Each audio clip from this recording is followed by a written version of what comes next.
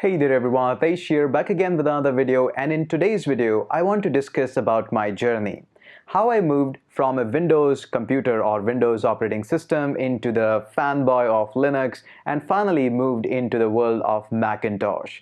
So how was the experience and what was my thinking process behind moving all of this, and what I think about when I think of this entire situation right now with the experience of little bit in programming.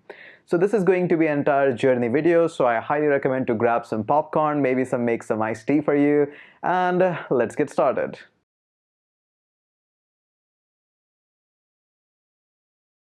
A quick side note for all of you. This is moreover like a story narration which I'm gonna walk you through. So it can be a little bit longer video. I have no idea what the length of this video is going to be. Maybe shorter, maybe longer, but you can actually watch that in the time bar. So in case you don't like the longer videos, here is your cue to just leave and probably watch some other videos that is on my channel.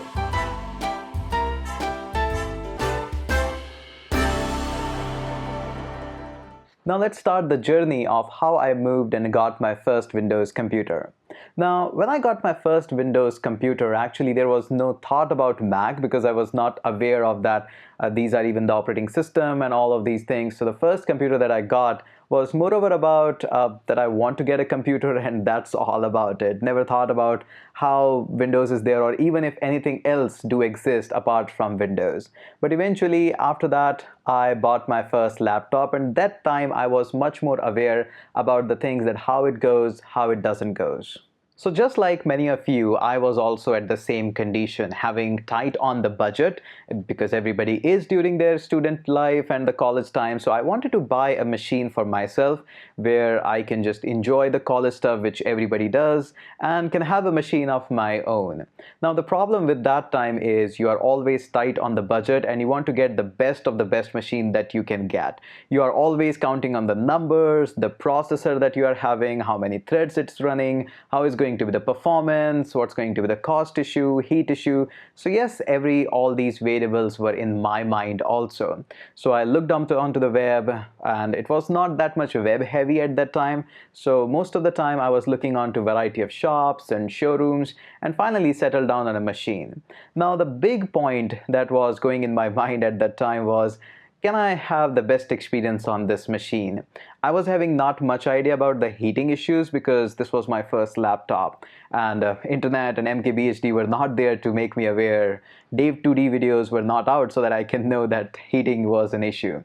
So I got my first Windows machine and I was quite happy with that. There was no such issue in the earlier, and I was pretty happy with my machine. Now, when you get your first machine, obviously you want something better, but you are low on the budget, so you make sure you cut out some things. Another thing that was in my mind, that I wanted to play games. Yes, Macintosh also came to my mind earlier, but I had no orientation or no love towards the Macintosh. And in fact, I was thinking that it's just a waste of money of buying Macintosh because I can get higher numbers of spec in the less amount of money as compared to what I can get in Macintosh. Now, from the current scenario perspective, with current experience, if I look at that time, I would say that yes, definitely that is one issue, that you get higher numbers in the other environments like Windows compared to Mac. But now I would also think about one big variable, which is how the software and hardware is optimized and how easily they talk to each other. Because just having the higher number is not always a good idea, because you might be having like 8 gigs or 10 gigs of RAM in your system, but if it's not connecting well with your hardware, it's not well optimized by your softwares, what's the point of having these numbers? But these are thoughts that I'm having right now, but at that time it was a whole different story. Okay, fast forwarding to a few years, I realized that my machine which I bought of the Windows eventually is getting slower, and I was not happy with the performance. At the day when I bought this machine, it was all good, all amazing. And eventually after a certain couple of years, it just not is performing well. And then I did what everybody else does, formatting and formatting and formatting, getting Windows updates and everything. But somehow it looks like that hardware is getting old, or probably something is wrong with my machine, that I'm not getting that much of performance which I would be happy on the day one.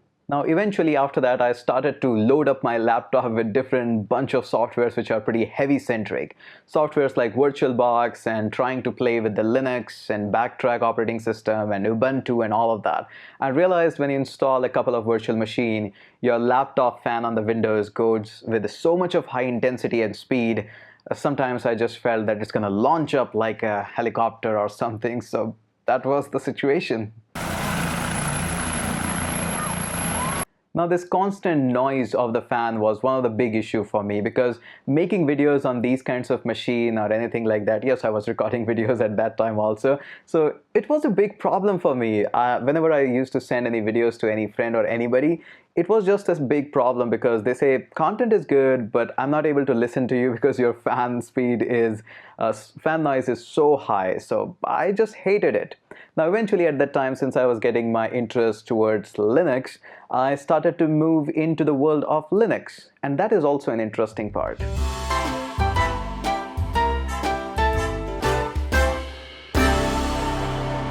So Linux is one of the great things which happened to me and my life as early into the career. I'm super happy about it. So I started to work on to Linux. I saw it in one of my friend's computer, Ubuntu, and the graphics, everything I was just, wow, this is the thing I want to have. Totally being honest with you, no performance, nothing at all. I just was impressed with the graphics and the things you can do with the Ubuntu. I was just impressed with that. And that was one of the reasons I wanted to just have this operating system in my own computer. Now, getting a Linux operating system in those times was not as easy as you think right now. You can just click on a button, download, and it just gets onto your computer. At that time, the downloading speed was a big issue. I was having like 15 kbps of a speed. Yes, you heard it right. It was just 15 to 20 kbps of speed. Earlier, I was having 8 kbps. So yes, now you got to know that how these patience is much more in the generation of like me. But yeah, so getting on to the point. So getting an operating system of 600 MB or 650 MB or something from a speed of 15 kbps is not so great idea. So in those times when CD was just getting into the market, DVD was still expensive, Ubuntu was doing a great service. You can just add your postal address and everything, and they're gonna send you a CD directly to your home, and I did exactly the same. After a couple of months, yes, a wait of couple of months, I received my first CD of Ubuntu, and I was super happy about it that yes, finally I'm gonna get that. But installing of an Ubuntu was no piece of cake. So during the time where internet was not so much friendly, what do you do as a kid who is just in engineering college and trying to install an operating system? Yes, I took the help of seniors and a couple of other people I was friendly with. So eventually after a couple of days of headache and everything and having a feeling that I'm gonna lost my machine and everything, I was finally able to successfully install Ubuntu. But I wanted to do it again, so I tried to did it with myself. Completely a wrong idea, had to go to friends again, and finally third time I was able to successfully install this Ubuntu great system on my own computer. I was super happy. But if that would be the end of story, I wouldn't be telling you that. Just after installing the Ubuntu, the problem came up to me that my trackpad was not working, my Wi-Fi drivers were not working, so I had to look up online. I went to a friend's home whose internet connection was not as bad as me, but just copying and pasting these commands on terminal without having an idea, downloading something was not something I was pretty sure. I had no idea what's getting installed on my computer, where it's coming up from, and why do even I am writing these commands on a terminal. So after fixing up all these issues, I realized that I need to get professionally trained in Linux so that I can have better usage of that. And I just wanted to get trained in Linux. That's the whole idea. I also noticed that the performance of my computer, it was not getting much hot and it was performing well compared to the Windows. So I said, I'm going to be installing and using Linux from now onwards. Surely there were struggles about finding softwares like Photoshop, and finding softwares like Microsoft Word was a big challenge, but still I wanted to give it a go. So after getting professionally trained in Linux, I got trained in the Red Hat and giving a couple of nightmare exams and certification. I was pretty comfortable in the Linux and I was working on it. But eventually I got so much of the comfortable in the Linux that I started using Windows and Linux like simultaneously. It was no big deal for me. Now during this phase, I was getting some of the internship as well, and I switched on a couple of devices as well, a couple of machines. One of the big issue that came up to me was during my internship. So during my internship, I was the only guy who was working on a Linux-based system. Most of them were working on a Macintosh, or some of them were working on Windows, majorly on Windows. So the only task that they gave me as an internship was to make a presentation. I did that in my open office, showed them all, transferred it. Either I could send only a PDF, or the PPT which I send is not at all compatible with their Microsoft Word system. So I got a notice from my boss that either you're going to be fixing up all this issue, or just install a Windows on your system, or don't come tomorrow. And yes, I get the point that once you become a fanboy of a Linux, it's so hard to just get rid of it. Even sometimes you try to convince other that, hey, why you are not using Linux? Instead, forget about these Macs and Windows. Just try to use Linux as well. And I came to know about a very good advice from a fellow company person. He said, no matter how good the Linux is going to be, but it's never going to be accepted in the industry because most of the softwares are oriented towards Windows or Mac. So the paid clients are there. So no matter how good it is, it's going to be always in the development world, it's going to be Mac and Windows. Surely it's going to be used in the backend system, like your servers, your hosting and everything. But again, it's not going to be very front end into the development part anytime soon. So I moved back on Windows and things were going good, but somewhere inside me always wanted to, this was a bug inside me, that I always wanted to get a Macintosh machine. Just like you, I'm no exception. I always wanted to have this kind of thing, but always used to bash it because it is expensive, numbers are low and everything, stuff like that. But eventually I came into the development world of iOS, and usually that's the story for most of us. Same with me. I wanted to develop an app for iOS. I wanted to learn that, but in order to learn that, you need to have your first Macintosh.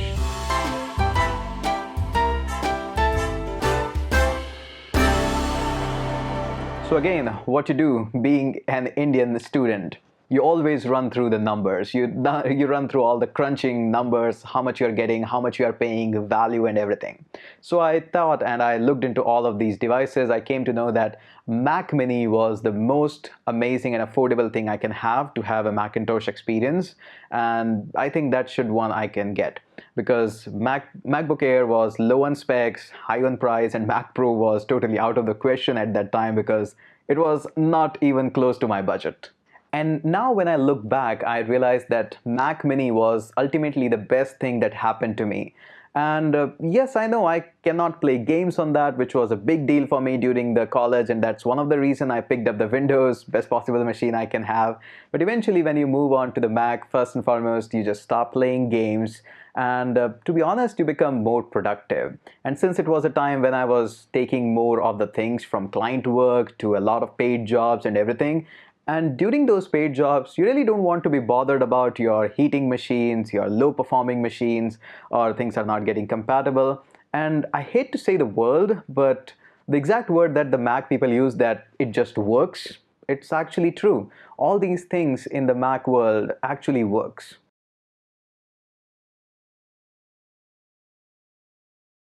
Over these years, I was afraid about that. Is this software going to be available on Mac? Am I going to be able to run a Mac properly or not? These issues and these all things came to me as well. I was fearful about that. But eventually when I moved on to the Mac, the first thing that I noticed was low heating and amazing performance. I know low heating is not at all now this issue, but compared to other laptops which I have of Windows, I regularly do make videos on them also, I noticed that my performance of everything that I do is also better on Mac. Now, the big question comes is, what is the thing that I do is which can be done better on Mac? And that is actually making of these videos. If still somebody is doing all kind of development thing, I think a Windows machine is still a great choice and you can do all of your stuff. But at the time when you are having an Android Studio running into your system and on the top of that you're recording those videos as well, then it becomes a power hungry machine. So this is the major reason why I use Macintosh as my daily life. First and foremost, I can just start the machine and start working on that. That increases my productivity. I have to worry less about a lot of things that I have to constantly worry about in my Windows machine. But on top of that, making these videos is much better experience, and the softwares are much better, which are exclusively available on the Mac machine. So if you ask me today that, hey Hitesh, what would you recommend to a beginner who is getting started in the journey of his engineering or maybe coding? I would still say that Windows is a great machine you can have, but don't go for numbers, because if you're just crunching down the numbers, you're not comparing them rightly. A RAM that is 8 GB in a system and another system is having just 4 gigs of RAM, that is no way of comparing, because these are just numbers these companies are hyping around. So another big aspect is how the software and hardware are optimized and how these performance issues are going to come up. That should be a big concern in your mind. And definitely, most of the people who get started in programming and everything, they eventually are going to just end up into Windows. No matter how much you appreciate the Linux or Mac, they are going to be on Windows, because first and foremost, the pricing is a big issue. Another one is the gaming. Of course, if you're not going to game right now, when you're going to do that? So surely gaming is also one of the big issue. Budget is one of the issues. And another third issue, which usually you don't cater around, is actually the fear that a lot of students just get a fear of Macintosh, that whether I'll be able to do it, how expensive it is, and all of that. This actually stops you from buying a Mac. But still, I would say that if you want to crunch up onto your productivity, you want to get a lot of user good experience, then of course Macintosh is one of the great things that you can have. So if budget is not at all an issue for you, I would highly recommend you to at least try a Mac Mini or something, or somehow just borrow it from your friends or anything like that. So at least don't just miss out. Don't just be this close-minded person who just hates Mac for no reason or hate Linux for no reason and just love Windows because that is your first computer. That is not at all a good idea to have it. I know I'm trying to be more philosophical in this one video. So this is entirely my story about moving from Windows to Linux to Mac, and I know this is a very long video, but as I told you in the starting that I have no idea how much long this video is going to be. This is a long storyline and I have no idea how much long this video is going to be. So that's it for this video. I hope you have enjoyed this journey about Mac, Linux and Windows and how I experienced it. So that's it for this video. I hope you have already hit that subscribe button. If not, give it a try. It's a pretty amazing button. You can just click on it and it's gonna say, hey, subscribe to Hitesh. That's it for this video, and let's catch up in the next one.